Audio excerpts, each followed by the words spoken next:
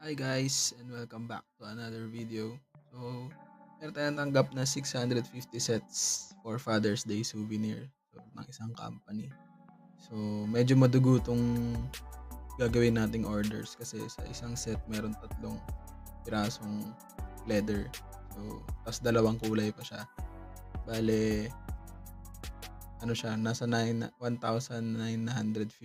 pieces ng leather souvenir. So, itong video na to, talagang na-appreciate ko yung hard work kasi talagang every piece na ginawa dito sa order na to is galing sa dugot, pawis, literal, pati luha ata kasama.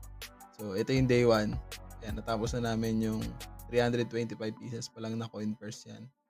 So, yan, naging coin purse na siya. Ang gagawin pa dyan, lalagyan pa ng engrave and bubuin pa siya. Yun. After nyan, yan, inassemble na natin yung mga keychain. So, na-printan na yan. So, yun na, for assembly na siya, mga keychain. So, nasa, ganun din, 300 plus din siya. So, next, so, natapos na yung ating day 1. So, natapos na natin assemblein yung mga keychain ng dalawang kulay. Tapos, na-cut and na engrave na din yung sequencel na yung ating cord holder. So, day 2 and 3.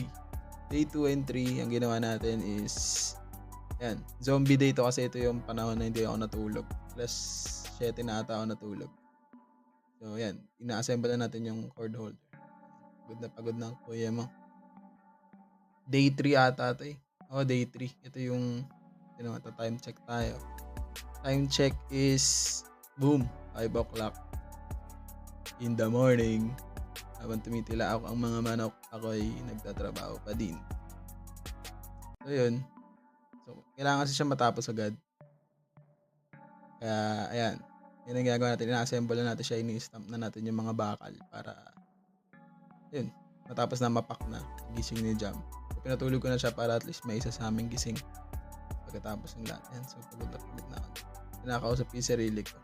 I-enjoy ko na lang yung process kasi nakapagod talaga siya. Pero, yun talaga. Next. So, last day na. Yan. And preview ng bahay namin. So, 4:30 yung pick up na ito. 4 o'clock na. So, natapos kami. Meron pa kaming spare na 30 minutes.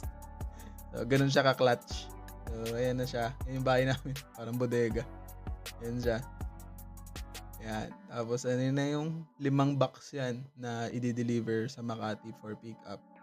So, meron naman ako natutunan dito sa experience namin na to is yun, mahalagaan mo yung oras.